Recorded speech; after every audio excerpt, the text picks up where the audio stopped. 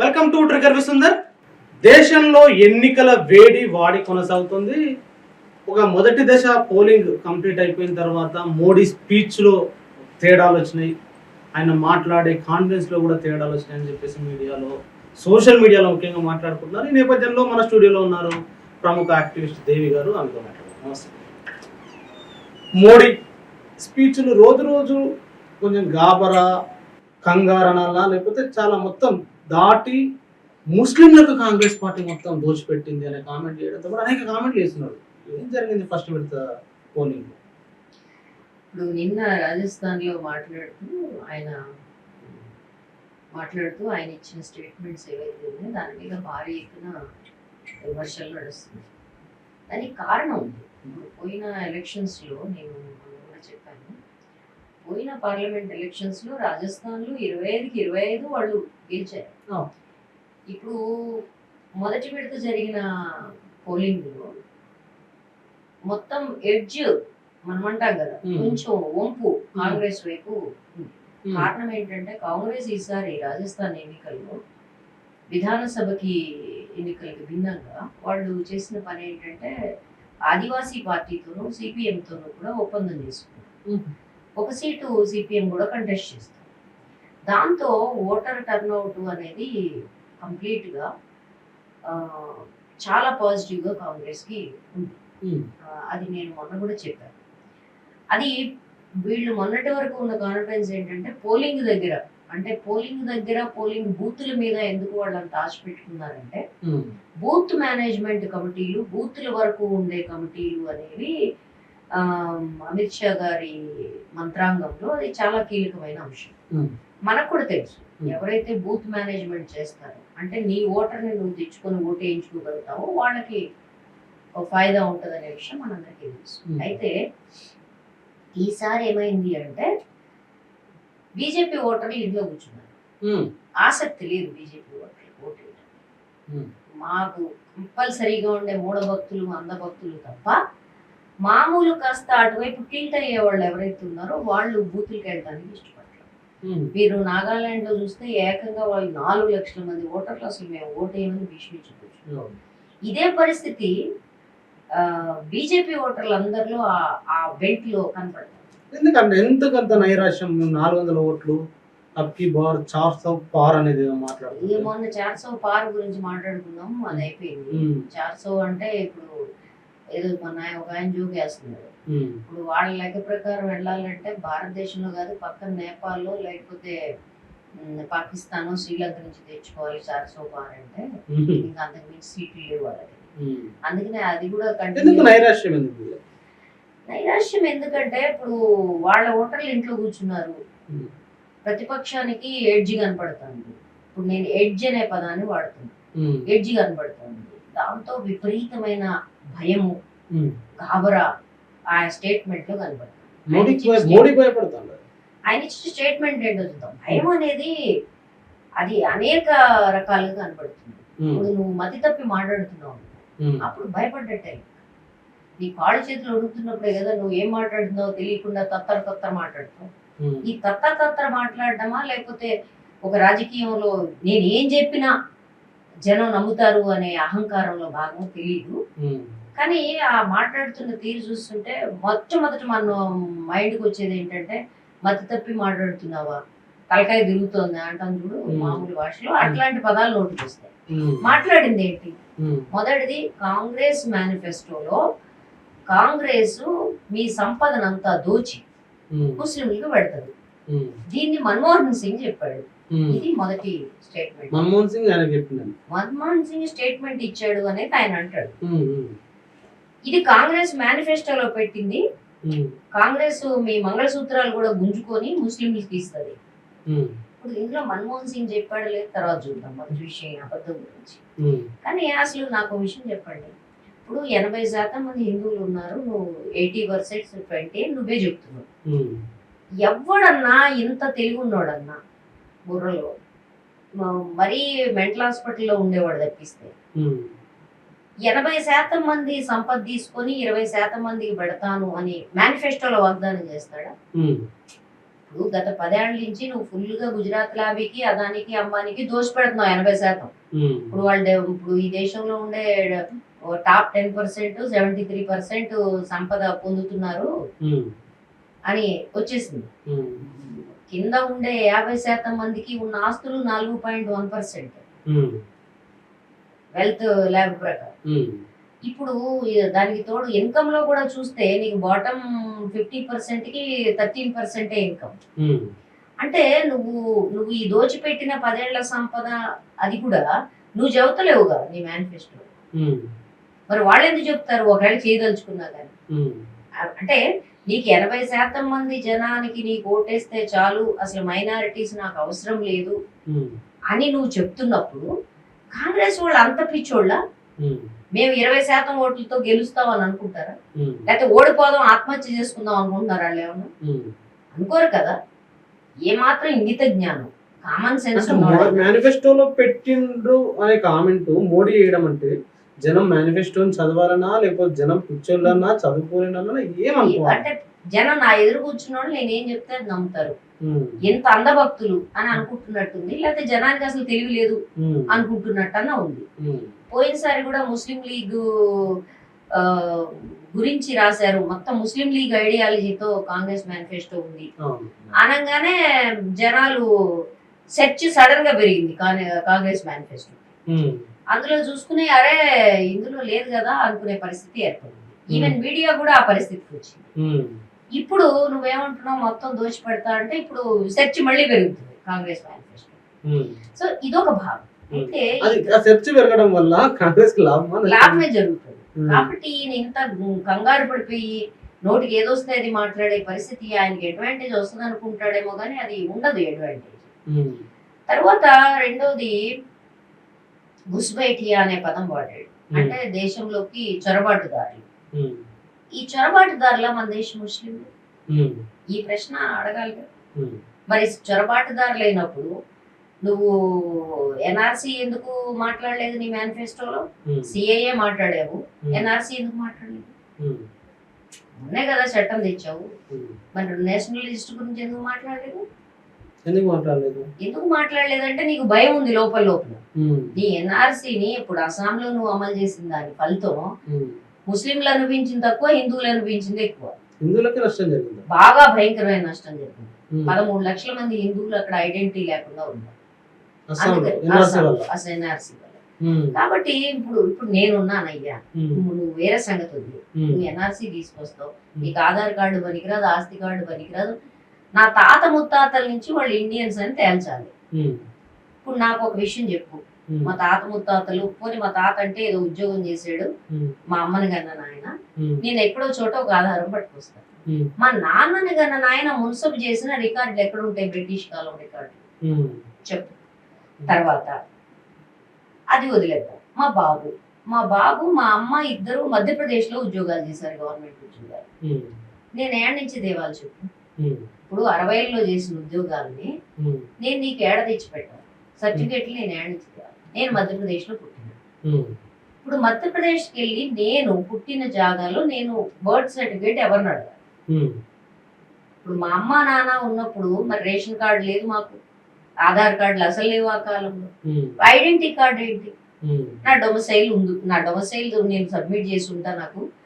మరి నాకు డొమసైల్ ఇప్పుడు కావాలంటే ఇప్పుడు నేను ఏడ నుంచి తేవాలి? నాకు చిన్న ప్రశ్న, నీ గవర్నమెంట్ రికార్డులు కూడా ఇప్పుడు 50 ఏళ్ల తర్వాత నీకు ఉంటాయా ఎక్కడన్నా? చెప్తున్నా, గవర్నమెంట్ ఆఫీసులో ఉంటాయా? ఉంటే నాకు ఎతికిచ్చేటోడే చెప్పు. అయ్యే పనేది. ఇప్పుడు అంటే నేను భారతదేశ సిటిజన్ని కాదా? భారతదేశ పౌరురాల్ని కాదా నేను? చెప్పండి. ఈ విధమైన ఐడెంటిటీ ప్రాబ్లమ్స్ ప్రతి ఒక్కరికి వస్తాయి. ఎందుకంటే భారతదేశంలో ఏ రాష్ట్రం వాళ్ళు ఆ రాష్ట్రంలో పుట్టిన పరిస్థితి కూడా చాలా తక్కువ ఉంటుంది. ఎక్కడెక్కడో పనులకు వలసపోయి ఎక్కడెక్కడో ఇప్పుడు మన వలస కార్మికులు ఉన్నారు. 10 కోట్ల మంది భారతదేశంలో వలస కార్మికులు ఉన్నారు. వీళ్ళ పిల్లలందరూ వాళ్ళ నేటివ్ దగ్గర పుడతారండి, వాళ్ళ స్వస్థలంలో పుడతారా?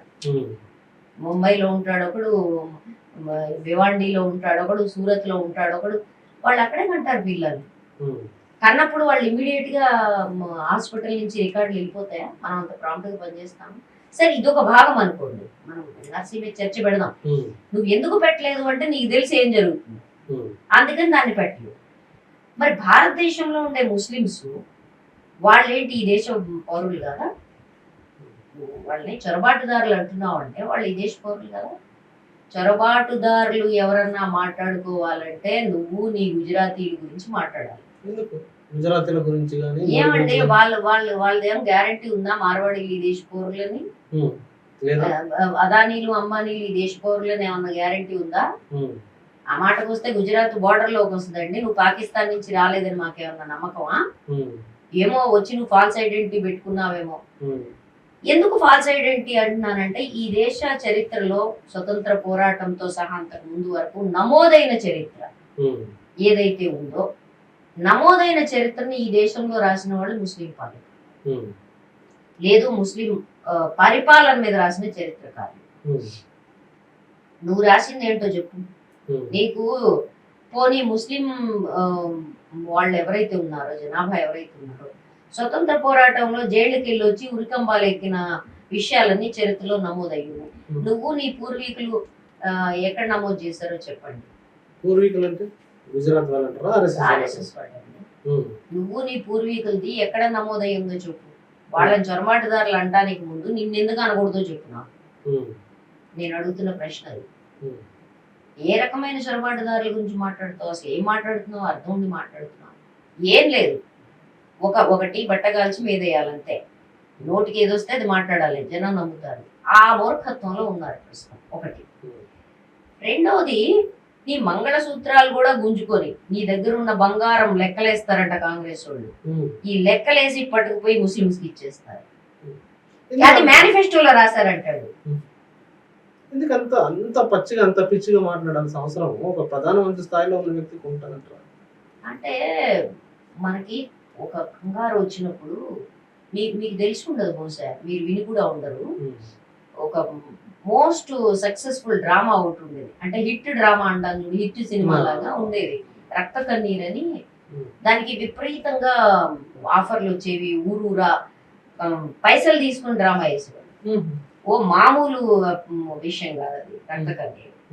ఈ రక్త కన్నీరులో నాగభూషణం అని ఒక పాత సినిమా నటుడు ఉండేవాడు, ప్రజానాట్య మండలి నుంచి వెళ్ళిన ఆయన విలన్. అందులో ఈ విలన్ ఆయన కోసం వచ్చేవాడు, సందర్భోచితంగా మాట్లాడడంతో సహా ఆయన కోసం వచ్చేవాడు. ఆయన అందులో ఒక ఫేమస్ డైలాగ్, పెళ్ళం పక్కింటోడితో లేచిపోయి ఎదురింట్లో కాపురం పెట్టినా బతకొచ్చు, కానీ పదవి లేకుండా బతకలేవని చెప్పారు. అసలు ఆ డైలాగ్ 100 సార్లు ఇన్నోళ్ళు కూడా మళ్ళీ వచ్చి పదవి వ్యామోహం ఇంత భయంకరంగా ఉంటదా అని ఆ కాలంలో, ఇది మీరు నేను పుట్టక ముందు కాలంలో జరిగిన డైలాగ్ ఇది. నాకెందుకో ఇవాళ అది గుర్తొచ్చింది. అంటే పదవి పోతది అనే భయం, నేను ఫకీర్ని జోలేసుకొని ఏ నిమిషానన్నా పోతాను అన్న పెద్ద మనిషికి ఇంత వ్యామోహమా పదవి మీద, ఇంత వదలలేకుండా. మీరే ఇప్పుడు ఫకీరు నేను ప్రకటించుకున్నాను, పదవి మీద ఫకీరు జోలా లేకేదు చల్పడుంగా అని స్టేట్మెంట్ ఇచ్చాడు. మరి అట్లాంటప్పుడు నువ్వు ఫకీరు అయినప్పుడు నీకు దేని మీద వ్యామోహం ఉండకూడదు కదా. నీకు బట్టలంటే వ్యామోహం, రోజుకి ఎన్ని డ్రెస్సులు మారుస్తావో తెలీదు, మేకప్ వ్యామోహం, నీకు 8,000 కోట్లు విలువ చేసే 2 విమానాలు కావాలి, నీకు కెమెరాలు కావాలి, నువ్వు ఏడుంటే ఆడ, నువ్వు ఒక గుడికి వెళ్తే వేసిన డ్రెస్ 2వసారి వేయవు, మేకప్లు కావాలి, నువ్వు పెట్టే వాచ్ రేట్ ఎంత, నువ్వు రాసే పెన్ను రేట్ ఎంత. మరి నువ్వు ఫకీరాద్మి అన్నప్పుడు నీకు ఇవన్నీ ఉండకూడదుగా వ్యామోహాలు. ఇప్పుడు ఆ వేషం చూసేగా జనం అందరూ అనుకుంది నిజమే కదా, ఈయన చాలా మొనగాడు, ఈయనకి అసలు ఏ వ్యామోహాలు లేవు, పెళ్ళం ఉందా, పిల్లలు ఉన్నారా, ఈయన నిస్వార్థంగా చేస్తాడని కదా జనం పిచ్చోళ్ళు అయింది. మరి అట్లాంటప్పుడు నీకు పదవి మీద వ్యామోహం ఎందుకు? నీకు వ్యామోహం లేని విషయం ఏంటో చెప్పు నాకు. మరి పదవి పోతుంది అనే భయం పట్టుకుంటే ఇప్పుడు రక్త కన్నీరు నాగభూషణం లాగా మనం ఏం మాట్లాడతామో మనకే తెలియని దశ వస్తుందేమో మరి. ఎందుకంటే దీనికి వేరే జస్టిఫికేషన్ ఏం కనపట్లేదు నాకు ఈ మాట్లాడిన మాకే. లేదు, పూర్తి నిర్బాధ్యతగా వదిలి జనాల్ని ఒకళ్ళొకళ్ళు రెచ్చగొట్టేసి కుత్తుకలు కోసుకుంటే చూద్దాము, అదో ఆ శవాల మీద మాత్రమే నేను చలిగాచుకోవడం సాధ్యమవుతుంది అనుకుంటున్నాడు గుజరాత్ గోద్రా మంత్రి. అంటే బాగా రెచ్చగొట్టితే గానీ ఓట్లు వస్తాయని అంటే ఏదైనా నీ స్ట్రాటజీ దగ్గర డబ్బులన్నీ తీసేసుకొని వాళ్ళకి ఇచ్చేస్తారు అది స్ట్రాటజీ అనుకోవడానికి వీలు లేదా? అయి ఉండొచ్చు. ఆర్ఎస్ఎస్ స్ట్రాటజీ, బీజేపీ స్ట్రాటజీ అది అయి ఉంటదా ఏమో చెప్పలేము. అంటే ఈ విధంగా రెచ్చగొట్టడం ద్వారా ఒక అభద్రతా భావాన్ని హిందువుల్లో కలిగించడం ద్వారా మైనారిటీల మీద దాడులకు తెగబడితే, ఎందుకంటే ఇప్పుడు వాళ్ళకి దారి కనిపించట్ల. అన్ని చోట్ల జనం ఏం చర్చిస్తున్నారు, సిఎస్డిఎస్ సర్వే కావచ్చు, వాళ్ళు హిందూ అండ్ సిఎస్డిఎస్ సర్వే కావచ్చు, వాళ్ళు అంటుంది ఏంటంటే 3 విషయాలు జనం మాట్లాడుతున్నారు. ఒకటి నిరుద్యోగం, 2 ధరలు పెరుగుతాయి, 3వది అవినీతి. ఈ 3 ప్రయారిటీలో ఉన్నాయి. రామ మందిరం గురించి మాట్లాడుతున్న వాళ్ళు అది ఇష్యూ, ఎలక్షన్ ఇష్యూ అనుకుంటున్న వాళ్ళు కేవలం 8%. కేవలం 8%. మిగిలిన వాళ్ళందరూ ఏం చేశారంటే అది కట్టించాడు కరెక్టే, ఆ క్రెడిట్ ఆయనకు ఉంది, కానీ అది ఎలక్షన్ ఇష్యూ కాదు అంటున్నారు. అది మోస్ట్ పాజిటివ్ ఫ్యాక్టర్ ఈ దేశ ఎన్నికల్లో ఈసారి. మరి అట్లాంటప్పుడు భయపడిపోయి ఇప్పుడు ఏది విషయము, పోయినసారి పుల్వామా విషయము, సర్జికల్ స్ట్రైక్ విషయము, ఈసారి అది కాదు. రాజ్నాథ్ సింగ్ దాన్ని రెచ్చగొట్టడానికి కూడా మనం ప్రయత్నించాడు కొంత. ఏంటంటే మేము మీ దేశంలోకి దూరి మిమ్మల్ని కొడతాము, గుస్కే మారేంగే అని ఒక పదం వాడాడు. దానికి జనం కొడతావా కొట్టుకోపో అన్నారు. ఎందుకంటే ఒక 40 మంది పేద కుటుంబాల నుంచి వచ్చిన జవాన్లు అంత ఘోరంగా పేల్చివేయబడటం అనేది ఈ దేశాన్ని కలిచివేసింది. ముఖ్యంగా హిందీ బెల్ట్ లో ఆర్మీలోకి వెళ్లే కుటుంబాలు, జిల్లాలు వెళ్లే రిక్రూట్మెంట్ ఉండే బీహారు, యూపీ, రాజస్థాన్, హర్యానా, ఈ ప్రదేశంలో దాని మీద నిజంగానే ఒక న్యాయమైన కోపం వచ్చింది. కాబట్టి నువ్వు అప్పుడు నేను వాడి మీద కొట్టాను అంటే అమ్మయ్యా వీడురా కొట్టాడు అనే ఫీలింగ్ జనానికి వచ్చింది.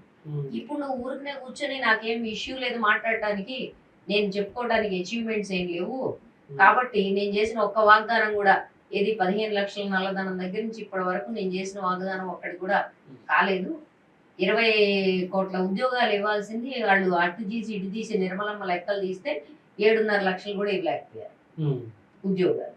కాబట్టి ఏం చెప్పుకోవడానికి ఉంది, చెప్పుకోవడానికి ఏం లేదు. కాబట్టి ఈ కూర్చుని నేను పోయి పాకిస్తాన్ని కొడతా, నేను పోయి శ్రీలంకను కొడతా, కచ్చతీవు విషయం అదే తీశాడు, నేను పోయి నేపాల్ని కొడతా, నేను పోయి దాన్ని కొడతా, దీన్ని కొడతా అంటే ఎవడికి జనానికి పడుతుంది? కొట్టుకుంటే కొట్టుకో, నా నిరుద్యోగం సంగతి తీర్చి అంటాడు. ఆ దశ జనాల్లో వచ్చింది. కాబట్టి ఎంత కంగారు అయిపోయిందంటే అంత కంగారు అయిపోయింది. బూత్ మేనేజ్మెంట్ చేస్తున్నప్పటికీ, కింది స్థాయిలో అనేక రెచ్చగొట్టే ప్రయత్నాలు చేస్తున్నప్పటికీ జనాలు గట్టిగా ఈ విషయాలను పట్టు కూర్చున్నారనే విషయం వాళ్ళకి అర్థమైంది. ఒకటి. రెండోది, ఉత్తర భారతదేశంలో మొన్న క్షత్రియుల విషయం కూడా చెప్పాను. ఠాకూర్లు, జాట్లు, రాజపుత్రులు వాళ్ళు ఏ రకమైన తిరుగుబాటు చేస్తున్నారో చెప్పాను. దానికి తోడు గ్రామాల్లో, ఇప్పుడు గ్రామం పాలిటిక్స్ డిస్కషన్ చేయదండి. ఒక గ్రామంలో ఒక 10 మందో 20 మందో 50 మందో కాస్త చైతన్యంతో రాజకీయాల గురించి లేటెస్ట్ ఫాలో అయ్యే వాళ్ళు ఉంటారు. వాళ్ళే చర్చ పెడతా ఉంటారు.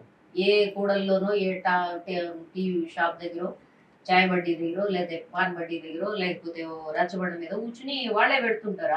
ఇదైందంట, అదైందంట, వాడిట చేసిండు, ఇది నడుస్తుంది. ఈ నడిచే వాళ్ళు ఎవరైతే ఉన్నారో, ఈ నడిచే వాళ్ళల్లో, చర్చ నడిపే వాళ్ళల్లో ఒక భావన, ఒక మాట మాట్లాడితే హిందీ బెల్ట్ లో ఒక చర్చ వస్తుంది. అదేంటంటే తానాషా అంటే నియంతృత్వం. వీడు నియంతృత్వంగా మోడీ వ్యవహరిస్తున్నాడు అనే చర్చ హిందీ బెల్ట్ లో మోడీ నియంత్రణ చర్చ నడుస్తుంది. ఈ చర్చ నడుస్తుంది. అది ఏ మేరకు ఓట్లకు వస్తుంది అనేది పక్కన పెట్టండి. ఈ చర్చ నడిపేవాడు వెళ్ళి ఓటేస్తాడా గమ్మా ఈ నియంతృత్వానికి వ్యతిరేకంగా, దాన్ని ఎంత సీరియస్ తీసుకుంటున్నాడని పక్కన పెట్టండి. కానీ ఈ చర్చ నడుస్తుంది. అర్థమైందా మీకు? ఈ చర్చ నడవడం అనేది ఒక పాజిటివ్ ఫ్యాక్ట్. ఒక ప్రజాస్వామ్య దేశంలో సామాన్య జనం వీడు నియంతృత్వం దిశగా వెళ్తున్నాడు అనేది చర్చ పెడుతున్నారు అంటేనే అది ప్రజాస్వామ్యం గురించి వాళ్ళు ఆలోచిస్తున్నారు. ఎందుకంటే నియంతృత్వం అనేది వ్యాపారస్తులకి, అందరికి, ఈ డబ్బున్న వాళ్ళందరికీ మేలు చేస్తుంది. కానీ నియంతృత్వం అనేది పేద ప్రజలకి ఘోరమైన అన్యాయం చేస్తుంది. కాబట్టి ఆ చర్చ నడవడం అనేది మనకి ఒక సూచన. ఏమంటే జనాలు అసలు దీని మీద చర్చిస్తున్నారు, జనాలు ఈ పోకడల్ని ఆమోదించట్లేదు అనేది ఒక చర్చ. మరి వాళ్ళకు కూడా తెలుస్తుందిగా, నాకు మీకు తెలిసినప్పుడు వాళ్ళకు కూడా తెలుస్తుందిగా ఈ చర్చ నడుస్తోంది, మన పప్పులు గతం మాదిరిగా ఉడకటం లేదు. మనం ఒక ఇష్యూని ఇప్పటి వరకు ఈ ఎలక్షన్స్ లో మల్టీ విడత వాళ్ళ మేనిఫెస్టో రావడమే చాలా లేట్ వచ్చింది. 19వ తారీఖు మొదటి విడత పోలింగ్ అయితే 14వ తారీఖు వరకు వాళ్ళది రాలేదు. ఆ తర్వాత మేనిఫెస్టోలో ఇష్యూస్ లేవు, బీజేపీ మేనిఫెస్టోలో పెద్దగా ఇష్యూస్ ఏమి.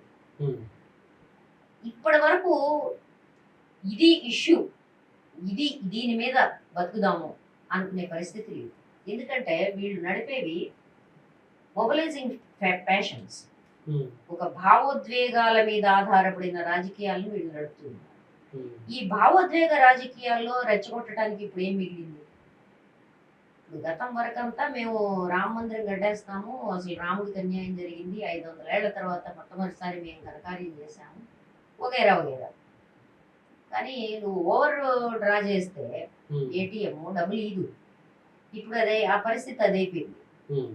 రోజుకి ఇప్పుడు అయోధ్యకి మేము ఇంతమందిని తీసుకెళ్తాం అంతమంది తీసుకెళ్తాం అనే వాగ్దానంలో కనీసం 300 మంది కూడా రోజుకి వెళ్ళట్లేదు. 300 మంది కూడా 3 కోట్లు 30 కోట్లు పక్కన పెట్టారు. ఇప్పుడు ఆ పరిస్థితి వచ్చిన తర్వాత అది ఫ్లాట్ షో అని అర్థం. అందుకే కదా నిన్న ఎలక్షన్ కమిషన్ ప్రశ్న వేస్తే ఉద్ధవ్ ఠాక్రే అడిగాడు, మరి అయోధ్య గురించి వాళ్ళు మాట్లాడుతుంటే అడగవా, నేను హిందూ అనే పదం వాడితే నువ్వు నన్ను తీసేయమంటే నేను ఎందుకు తీస్తా అని అడుగుతున్నాను. ఓపెన్ అండ్ అవుట్ గా నువ్వు వాళ్ళకి ది, అప్పుడు నేను తీస్తా అంటున్నాను. అంటే ఈ రకమైన ఛాలెంజెస్ ఎలక్షన్ కమిషన్ కూడా ఇచ్చే దశలో ఓపెన్ స్టేట్మెంట్ ఇస్తే, ఎందుకంటే ఇప్పుడు ప్రతి చోట నీకు టీవీ మాధ్యమం రికార్డెడ్, ఈ స్టేట్మెంట్ నుంచి తప్పించుకొని పోవడం కూడా సాధ్యం కాదు. నేను స్టేట్మెంట్ ఇస్తే నేను తప్పించుకోవడం సాధ్యం కాదు. నువ్వు పదవిలో ఉండి ఆ తర్వాత ఒక కాలంలో అనేవాళ్ళు నేను ఒకటి చెబితే విలేకరులు ఒకటి రాశారు. ఇప్పుడు ఆ పరిస్థితి లేదు, రాయడం గీయడం ఏం లేదు, చూడటమే. కాబట్టి నువ్వు అడ్డంగా దొరికిపోతావు. నువ్వు అడ్డంగా దొరికిపోతున్నప్పుడు నువ్వు ఎందుకు ఈ మాట మాట్లాడుతున్నావు? ఇప్పుడు సంపద దోచిపెడతారు అనేది నువ్వు అదానీ అంబానీలకి దోచిపెడతా ఉన్నావు, కానీ నువ్వు మేనిఫెస్టోలో రాసుకోలేదు. మరి కాంగ్రెస్ వాళ్ళు పిచ్చోళ్ళు రాసుకుంటారు అట్లా. అంటే ఇది కాంగ్రెస్ వాళ్ళు వేరే విధాలు వాళ్ళు ఇట్లా రాయరు అనే విషయం కూడా అర్థం కాదు. ఏ పార్టీకి వాళ్ళు అట్లా రాయరు అనే విషయం కూడా నీకు అర్థం కావట్లేదా? ఎంత పిచ్చోళ్ళు అయితే రాస్తారు ఒక మాట, అది కూడా లేకుండా మాట్లాడుతున్నావు అంటే ఏంటి? ఇంగిత జ్ఞానం లేదా? అంటే వీటన్నిటికీ తిరిగి తిరిగి ఒకే చోటకు వస్తుంది 2 అంశాలు. ఒకటి, నేనేం మాట్లాడినా చెల్లుతుందనే అహంభావం నా కావాలి. 2, మీడియా నా చేతుల్లో ఉంది, నేను మాట్లాడింది మొత్తం జనం నమ్మేలాగా ఈ గోధీ మీడియా మొత్తం ప్రచారం చేస్తుంది కాబట్టి ఈ పాచిక పారుతుంది అన్న భావనన్నా కావాలి. వినే జనం అందరూ పిచ్చోళ్ళు అనేది ఈ రెండింటి భావనలో అంతర్గతంగా ఉండాలి. అంతే కదండి? ఈ ప్రచారంలో నేను చేసే మెస్మరిజంలో జనం అందరూ పిచ్చోళ్ళు అనే ఒక భావన ఏదైతే జనం పట్ల ఉందో, అంటే ఎంత చులకన భావం జనం పట్ల ఉంటే ఇట్లాంటి స్టేట్మెంట్లు ఇవ్వగలుగుతాడు. ఇది ఒక భాగం. రెండో భాగం, ఇందులో ఒక అబద్ధం గురించి మాట్లాడు. ఇప్పుడు మన్మోహన్ సింగ్ అన్నాడు, ఏది దేశ సంపద మీద అధికారం ముస్లింస్ ఉందని అన్నాడు. మన్మోహన్ సింగ్ అన్నాడు 2006లో మన్మోహన్ సింగ్ పార్లమెంట్ లో ఆయన స్టేట్మెంట్ ఇచ్చాడు. ఆయన ఏమన్నాడంటే, ప్రకృతి వనరుల మీద ఈ దేశంలో అందరికంటే వంచితులు, అందరికంటే వంచబడిన ప్రజలు, అణగారిన ప్రజలు, పీడిత ప్రజలు, దళితులు, వెనకబడిన వాళ్ళు, ఆదివాసీలు, మైనారిటీ, వీళ్ళందరికీ వనరుల మీద మొదటి అధికారం ఉంది, అందరికంటే ఎక్కువ అధికారం ఉంది అన్నాడు. ఈ స్టేట్మెంట్ లో తప్పేంటో నాకు చెప్పండి. ఈ స్టేట్మెంట్ చేసారా? ఈ స్టేట్మెంట్ లో వంచితులు, దళితులు, వెనకబడిన జాతులు, ఆదివాసీలు అనేది ఎత్తేసి మైనారిటీలకి అధికారం ఉందన్నాడు. అశ్వత్థామ కుంజర అంటే అలా కావాల్సిన మొత్తం కట్టేసి పడేసి ఇది పెట్టుకోవడం, ఒక ముక్క తీసి అందులోంచి మాట్లాడుతుంది. నాకు చెప్పండి, ఈ దేశంలో దళితులకి, వంచితులకి, పీడిత ప్రజలకి, వెనకబడిన వాళ్ళకి, ఆదివాసీలకి ఈ దేశ సంపద మీద అధికారం లేదా? వీళ్ళలో మైనారిటీలు కూడా వస్తే, మతపరమైన మైనారిటీలు వస్తే, నువ్వు మతపరమైన మైనారిటీ కాబట్టి నీకు సంపద మీద అధికారం లేదని తృణీకరిస్తారా? చెప్పమనండి, ఓదిని చెప్పమనండి. నువ్వు ఆ స్టేట్మెంట్ బయటికి తెచ్చావు కాబట్టి మనం కూడా ఛాలెంజ్ విసురుదాం. ఈ దేశంలో ఆదివాసీలు, దళితులు, వెనకబడిన వాళ్ళకి ఇంక్లూడింగ్ మైనారిటీలు ఈ దేశ సంపద మీద, వనరుల మీద అధికారం లేదా? అదానికి, అంబానీకి మాత్రమే ఉందా? చెప్పండి. బీజేపీకి మాత్రమే ఉందా ఎలక్షన్ బాండ్లలో? మిగిలిన వాళ్ళు ఎవరికి లేదా? చెప్పండి. ఆ స్టేట్మెంట్ ఇవ్వండి. ఇది ఇస్తే దాని కొనసాగింపు ఇవ్వండి. అవునండి అన్నాడు మన్మోహన్ సింగ్, ఇది అన్నాడు. మరి నువ్వు దాన్ని డిస్ప్యూట్ చేస్తావా? చెప్పు. సో ఈ రకమైన స్టేట్మెంట్లకి కారణం నాకు ఒకటే కనబడుతుంది. ఎంత అబరా పడ్డారంటే ఇప్పుడు మొదటి విడత 102 స్థానాలు ఎన్నిక తర్వాత తమిళనాడు ఏకపక్షంగా వెళ్ళిపోయింది. Bengal, Bihar, even north east, ఈశాన్య భారతం, చివరికి రాజస్థాన్, యూపీ, రాజస్థాన్ లో కూడా యూపీ, పశ్చిమ యూపీ. అసలు ఈ మొదటి విడత ఎన్నికల ముందు రోజు అఖిలేష్ యాదవ్, రాహుల్ గాంధీ ప్రెస్ మీట్ పెట్టారు. పెట్టి చెప్పేశారు, పశ్చిమ యూపీ ఏదైతే ఉందో ఈ పశ్చిమ యూపీ మొత్తం యూపీకి దిశానిర్దేశం చేస్తోంది అని చెప్పేశారు. ఏ దిశ చూపించింది పశ్చిమ యూపీ? పశ్చిమ యూపీ యాంటీ బీజేపీ చూపిస్తాను. నేను ప్రో అఖిలేష్, ప్రో కాంగ్రెస్ అని చెప్పను, యాంటీ బీజేపీ చూపిస్తాను. సో కాబట్టి అది సమాజ్వాదీనా, అది బిఎస్పీనా, లేకపోతే అది కాంగ్రెసా నాకు అనవసరం. క్లియర్ గా పశ్చిమ యూపీలో యాంటీ బీజేపీ ట్రెండ్ కనపడుతుంది, క్లియర్ గా. ఇక్కడ ఇంకో ఇంట్రెస్టింగ్ ఫ్యాక్టర్, మోడీ వర్సెస్ యోగి. ఆర్ఎస్ఎస్ లో మోడీని తగ్గించి యోగిని పెట్టాలని చెప్పేసి యోగి కూడా ఇప్పుడు సీట్లు తగ్గితే నెక్స్ట్ ఆయనను తీసేయాలి సీఎం గాని ఒక చర్చ జరుగుతున్నట్టు ఏదో యూపీ డిప్యూటీ సీఎం ఉన్నాడు. మొన్న నేను లక్నో పోతే వెరీ ఇంట్రెస్టింగ్ సినారియో. ఇప్పుడు జాట్ల అసంతృప్తిలో, ట్యాగూర్ల అసంతృప్తిలో అది కూడా ఒక కారణం. ఇప్పుడు వ్యవసాయ శాఖ మంత్రి చేశాడు కదా తోమర్, తోమర్కి సీట్ లేదు, కట్. తర్వాత కుష్వాకి సీట్ లేదు, కట్. అతను వేరే పార్టీలో పోయి సీటు కాంగ్రెస్ నుంచి తీసుకుని కంటెస్ట్ చేస్తాడు. ఇట్లా వాళ్ళు ఒక లిస్టు గుజరాత్ నుంచి మొదలుపెట్టి తీసుకుని వచ్చారు. గుజరాత్ లో అయితే ఇద్దరు బీజేపీ క్యాండిడేట్లు వాళ్ళ బీఫామ్ తిరిగి ఇస్తారు, మీరు కంటెస్ట్ చేయాలి, ఎందుకంటే ఇది నిరసనలో భాగంగా. సరే, నెక్స్ట్ ఇక్కడ యూపీకి వస్తే ఈ డిప్యూటీ సీఎం మౌర్య ఎవరైతే ఉన్నాడో అతను, అతని అనుచరులు ఈ ఎలక్షన్స్ అయిపోయి మోడీ షా గెలిస్తే యోగి వెళ్ళిపోయి ఖచ్చితంగా జూన్లోనూ యోగిని తప్పించేసి మౌర్యాన్ని సీఎం చేస్తారు. చర్చ జరుగుతుందా? చర్చ జరగడం కాదు, వాళ్ళు ఏర్పాట్లు చేసుకుంటున్నారు. దాంతో యోగి లాబీకి కాలి ఇప్పుడు ఈ జాట్లు వీళ్ళు జరుగుతున్న సమ్మేళనాల గురించి చెప్పాను కదా, వీటికి పర్మిషన్ ఇవ్వడం వెనకాల, వాళ్ళని ఎంకరేజ్ చేయడం వెనకాల యోగి ఉన్నాడు. కారణం ఇంకొక డిస్ప్యూట్ కూడా మీరు అర్థం చేసుకోవాలి. ఆ డిస్ప్యూట్ ఏంటంటే గుజరాత్ లాబీకి ఇప్పుడు ఈ 5 ఏళ్ళు పోనీ అనుకున్నాం ఫర్ ఎగ్జాంపుల్, ఒక ఊహగా. ఇప్పుడు మోడీ వచ్చాడు అనుకోండి అధికారంలో, మరి బీజేపీకి ఆయన చెప్పిన సూత్రం ప్రకారం ఆయన అవ్వకూడదు, ఎందుకంటే ఆయనకి ఏజ్ బార్ అయిపోయింది, 73 వచ్చినాయి, ఆయన రిటైర్ అవ్వాలి అని స్పెషల్ ఎగ్జామ్షన్ కదా. ఆయన సర్వజ్ఞుడు, సర్వశక్తి సంపన్నుడు, సర్వాంతర్యామి వగేరా కదా, ఆయన అవతార పురుషుడు. అంచేత ఆయనకి మినహాయింపు ఉంది. ఆయన నెక్స్ట్ పిఎం అయ్యాడు అనుకోండి, మరి 80-90 కూడా ఆయన ఉన్నాడు కదా.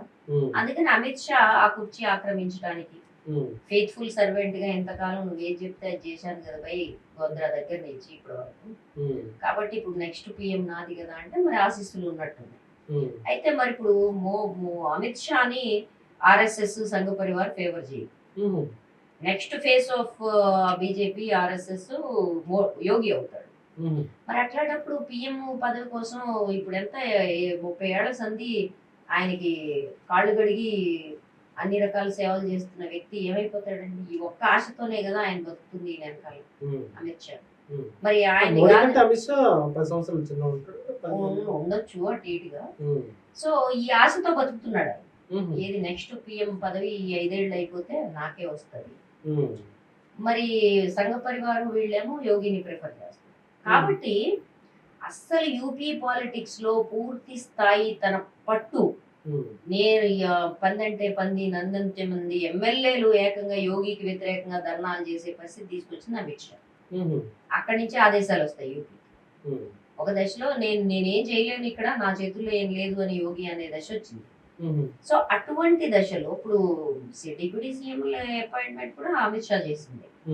సో ఇట్లాంటి దశలో యోగి మరి చేతులు ముడిచి కూర్చుంటాడా? ఇప్పుడు నా కాంపిటీటర్ నేను ఎలిమినేట్ చేయాలని అమిత్ షా అనుకోవచ్చు, కానీ మరి ఆయన కూడా రాజకీయ నాయకుడే కదా యోగి. ఆయన కూడా ఈయనంత ఫకీరు, ఆయన అంత యోగి. ఇప్పుడు మనం రామ్దేవ్ బాబాని కూడా చూసాం, ఆయన బాబాయి ఉండి ఎన్ని అబద్ధాలు చెప్తాడని. కాబట్టి మరి ఊరుకుంటాడా చెప్పండి? కాబట్టి వీళ్ళు ఏం చేస్తున్నారు, ఎట్టి పరిస్థితుల్లో 35-40 తప్ప రాకూడదు, మెజారిటీ బీజేపీకి రావడానికి లేదు, 200-220 మధ్య ఆగిపోతే న్యూట్రల్ క్యాండిడేట్ గా గడ్కరీ గాని యోగి గాని ఎమర్జ్ అవుతారు అనేది ఒక టాక్, ఒక విశ్లేషణ భయంకరంగా నడుస్తుంది. పాస్ట్ 3 years నుంచి నడుస్తుంది. ఎందుకంటే కోవిడ్ కి ముందే అబ్కీ బార్ యోగి పిఎం అనేది నినాదం కూడా స్టార్ట్ అయింది. పోస్టర్ల మీద మొత్తం మోడీని గంగా ప్రక్షాళన, క్లీన్ గంగా ప్రాజెక్ట్ లో కూడా ఆ పోస్టర్ల మీద కూడా యోగి మోడీ ఫోటో వేయలేదు. అంటే దాన్ని బట్టి అర్థం చేసుకుంది ఎంత గొడవ ఇద్దరికి మధ్య నడిచిందో. ఇప్పుడు ఈ తాజా పరిణామాల్లో మాకు మొత్తం జాట్లు, రాజపుత్రులు, ఠాకూర్లకి అన్యాయం జరుగుతోంది అనే పిక్చర్ లో ఫస్ట్ పొజిషన్ యోగి. యోగిని తీసేస్తారు అనే అనుమానం ఏదైతే ఉందో ఇది భయంకరంగా ఒక లాబీకి కారణమవుతుంది. ఇది ఒక భాగం మనం అర్థం చేసుకోవాల్సిన బీజేపీ అంతర్గత రాజకీయాలు. ఈ కోల్డ్ వార్ గత 7 ఏళ్ల నుంచి నడుస్తాను. రెండో విషయము వీళ్ళు ఇంత కంగారు పడిపోవడానికి ఒక కారణం. ఆ కారణం ఏంటంటే మతం పేరు మీద, హిందూ ప్రైడ్ పేరు మీద వీళ్ళు అతిదళితుల్ని కూడా ఇందులోకి సమీకరించగలిగారు ఎవరు, బీజేపీ వాళ్ళు. అయితే బీజేపీ 400 సీట్లు ఎందుకు కోరుకుంటోంది అంటే మేము రాజ్యాంగం మార్చడానికి అని ఎప్పుడైతే వాళ్ళ ఎంపీలు, వాళ్ళ బీజేపీ పార్టీ నాయకులు స్టేట్మెంట్లు మొదలుపెట్టారో మొత్తం యూపీ, ఉత్తర భారతదేశంలో ఉండే దళితులు, ఆదివాసీలు ఇవాళ భయంకరంగా కంగారు పడుతున్నారు. ఎందుకని? దళితులకి, ఆదివాసీలకి సంబంధించి రాజ్యాంగము అంటే ఒక ఆశ, రాజ్యాంగం అంటే రిజర్వేషన్, రాజ్యాంగం అంటే వాళ్ళ హక్కులు, 5th షెడ్యూల్ లేకపోతే యాంటీ అట్రాసిటీస్, ఇవన్నీ వాళ్ళకి సంబంధించిన ఆశ. అటువంటి రాజ్యాంగాన్ని మారుస్తాము అనే ఒక పదం ఏదైతే ఉందో ఇది వాళ్ళకి చాలా కంగారు పెడుతుంది. ఈ కంగారు పెట్టడం వల్లే ఒక 4 రోజుల క్రితం మోడీ మొట్టమొదటిసారిగా మేము సెక్యులర్ అనే పదాన్ని తీయము, సోషలిజం అనే పదాన్ని తీయము, రాజ్యాంగాన్ని మార్చము, అంబేద్కర్ తిరిగి పుట్టొచ్చినా గాని రాజ్యాంగం మార్చడం సాధ్యం కాదు అని బల్లగుద్ది. ఎందుకు వచ్చింది ఆ పరిస్థితి? ఇప్పుడు నిన్న మొన్నటి దాకా రాజ్యాంగం తీసి అవతల పడేస్తుంది, మీకు అందరికి తెలుసు కదా. ఆర్ఎస్ఎస్ రాజ్యాంగాన్ని ఒప్పుకోలేదు, ఆర్ఎస్ఎస్ జాతీయ జెండా ఎగరేయలేదు 2002 దాకా వాళ్ళ నాగపూర్ కార్యాలయం మీద. ఆర్ఎస్ఎస్ దీన్ని తీసి పారేసి రాజ్యాంగాన్ని మనుస్మృతి పెట్టాలనుకుంది. అట్లాంటి ఆర్ఎస్ఎస్ ప్రచారకగా ఉన్న మోడీ వాళ్ళు వచ్చి నేను రాజ్యాంగం మార్చను అనే హామీ ఎందుకు ఇవ్వాల్సి వస్తుంది? అంటే దళితులు, ఆదివాసీల్లో ఎంత పెద్ద ఎత్తున దీనికి వ్యతిరేకత వస్తుంది అంటే ఆ భావన లోపలికి జనం లోపలికి వెళ్ళిపోయింది. మాకేదో అన్యాయం జరగబోతోంది, ఏదో ఘోరం జరగబోతోంది, ఈ రాజ్యాంగం మారుస్తాం అంటున్నారు అనే స్టేట్మెంట్లు కింద దాకా వెళుతున్నాయి. దాని ఫలితమే ఈయన స్టేట్మెంట్ ఇవ్వాల్సిన దశ వచ్చింది. రాజ్యాంగం ఇంకో పెద్ద జోకేసాడు ఆయన, మీరు గమనించారంటే ఈ రాజ్యాంగం మార్చటంలో 80% మా సనాతన ధర్మాన్ని పాటించే వాళ్ళు ఉన్నారు అని చెప్పి. అంటే సనాతన ధర్మాన్ని పాటించే వాళ్ళు అంటే ఏంటి? నేను రాజ్యాంగాన్ని ఒప్పుకోను, నా మతమే రాజ్యాంగం కంటే ఉత్కృష్టమైందని చెప్పేవాళ్ళు కదా సనాతన ధర్మం వాళ్ళు. మరి రాజ్యాంగం ఏం చెబుతుంది? రాజ్యాంగం ఏం చెబుతుందంటే మతానికి, వ్యక్తి హక్కులకి, మతానికి ప్రజల యొక్క మంచికి, మతానికి వ్యక్తిగత స్వేచ్ఛకి, మతానికి సమాన హక్కులకి మధ్య ఎప్పుడు కాంట్రడిక్షన్ వచ్చినా, వైషమ్యం ఎప్పుడు వచ్చినా రాజ్యాంగమే అంతిమం అని చెప్తుంది. శబరిమలలో తీర్పు అదే కదా, సింగనాపూర్ తీర్పు అదే కదా కదా. కాబట్టి ఇటువంటి రాజ్యాంగాన్ని సనాతనులు 80% రాశారు అంటే ఎంత రెడిక్యులస్ స్టేట్మెంట్, ఎంత అసమంజసమైన స్టేట్మెంట్ అది. అందులో లేరా అంటే ఉన్నారు, మితవాదులు ఉన్నారు, అతివాదులు ఉన్నారు, తీవ్రవాదులు ఉన్నారు, సామ్యవాదులు ఉన్నారు, అందరూ ఉన్నారు అందులో. కానీ 80% సనాతనులు కూర్చుని ఈ రాజ్యాంగం తయారు చేశారంటాం కంటే జోక్ ఏమన్నా ఉందా, అవాస్తవము అబద్ధము ఏమన్నా ఉందా? అంటే ఈ రకమైన స్టేట్మెంట్ ఇవ్వాల్సిన పరిస్థితికి ఎందుకు నెట్టబడుతున్నారు వాళ్ళు అంటే, మొన్న దాకా ఏమన్నారు, ఎత్తిపారేయాల సెక్యులరిజం అనే పదాన్ని, ఎత్తిపారేయాల సోషలిజం అనే పదాన్ని అని కానీ వాళ్ళు వాళ్ళు ఎందుకని బహిరంగ సభలో ఉన్నారు, బహిరంగ మీటింగ్ అన్నారు, మీడియాలో కూడా అన్నారు. ఇప్పుడు ఎందుకు వచ్చింది ఆ పరిస్థితి చెప్పండి. అదే ఎందుకంటే ఎందుకు వేస్తున్నట్టు, ఎందుకు తగ్గుతున్నట్టు ఇదే భావన కింద వాళ్ళ సమీకరణల్లో మొన్నటి దాకా మత భావనల మీద చేసిన సమీకరణలు ఏవైతే ఉన్నాయో అవి సూర్యకిరణాలు తాకితే మంచు పొరలు విప్పిపోయినట్టుగా వీళ్ళు చేస్తున్న ఆ పనులేంటి అనేది ఒకటొకటిగా జనానికి అర్థమవుతున్నప్పుడు ఈ మాయ పొరల నుంచి వాళ్ళు బయటపడుతున్నారు. రాజ్యాంగం మార్చడం అంటే మా రిజర్వేషన్, ఇప్పుడు ఆర్ఎస్ఎస్ రాజ్యాంగ రిజర్వేషన్లు ఎప్పుడూ అంగీకరించారు.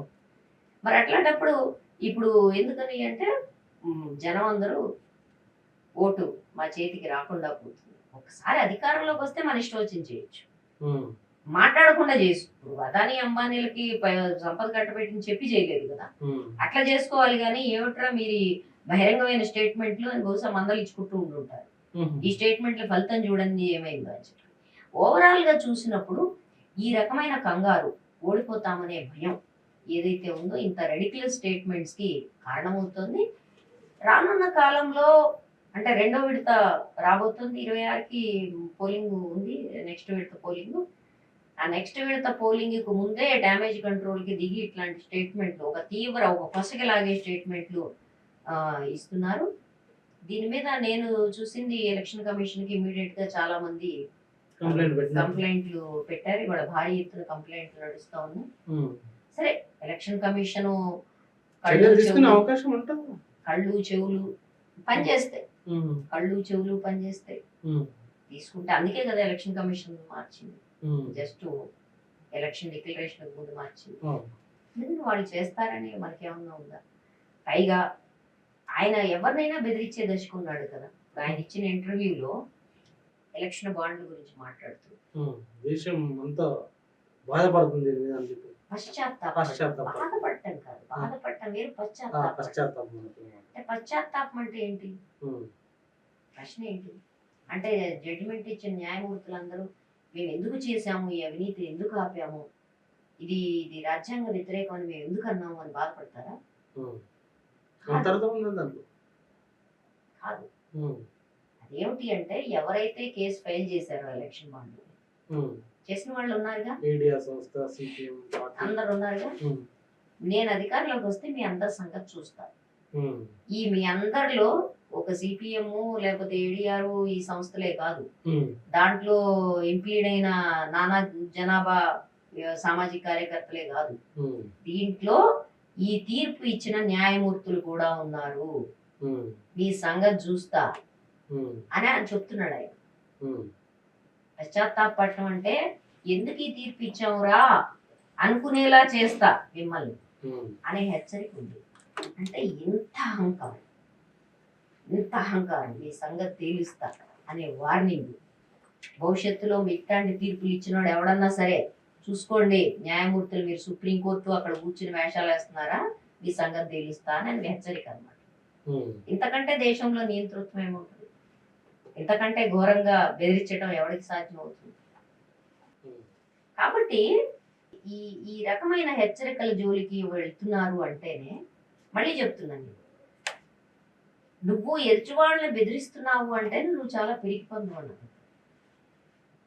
అహంకారము పిరికితనము ఈ రెండు నియంత్రణలో కలగోరు గంపగా వెళ్తాయి. ఇన్ఫీరియారిటీ, అహంకారము సుపీరియారిటీ, ఆ తర్వాత విపరీతమైన పిరికితనం. ఈ మూడు లక్షణాలు హిట్లర్కు ఉండేవి, ముసోలినీకి. మరి మనకు కూడా అవి కనబడతాయి. హిట్లర్ కూడా ఎలక్షన్స్ ద్వారా వచ్చిన వ్యక్తే కదా. కాబట్టి చూద్దాం మనం నెక్స్ట్ దిశ అసలు ఎలక్షన్స్ లేని రాజ్యాంగమే లేని దశకి వెళ్తామా లేకపోతే ఇవన్నీ జనంలో పనిచేసి వీళ్ళు ఇలాంటి స్టేట్మెంట్లు వందల వేలు ఇచ్చిన కదలకుండా కూర్చుని జనం ఇప్పుడు బీజేపీ వర్సెస్ కాంగ్రెస్ అట్లా కాదు కదా, ఇప్పుడు మోడీ వర్సెస్ జనం ఆ దశకొచ్చింది కదా. కాబట్టి మోడీ వర్సెస్ జనంలో ఎవరు గెలుస్తారో చూద్దాం. ప్రజలారా విన్నారు కదా, మొదటి దశ పోలింగ్ పూర్తి కాగానే భయమా, కంగారా, లేకపోతే కొత్త ఎత్తుగడమా, చాలా అంశాలని దేవి గారు వివరించినారు. మరి మీకేమనిపించింది? ఎందుకు మోడీ అంత గాబరా పడుకుంటా, అంత దిగజారుడు, ఒక స్థాయిని మర్చిపోయి అలాంటి కామెంట్లు చేయడం, అబద్ధాలు బహిరంగంగా చెప్పడం వెనుక కారణాలు ఏమేమి ఉంటుంది? అసలు బీజేపీకి సంబంధించి వాళ్ళ నాయకులు చేస్తున్న రెగ్యులర్ కామెంట్లు, ఇప్పుడు మళ్ళీ మారిన గొంతులకు గల కారణాలు ఏమేమి ఉంటుంది? మీరేమంటున్నారు? కామెంట్ రూపంలో రాయండి. తప్పకుండా ఇంటర్వ్యూ జనానికి ఉపయోగపడుతుందని నేను భావిస్తే తప్పకుండా ప్రతి ఒక్కరికి షేర్ చేయండి. Thank you very much. చూస్తున్నాను.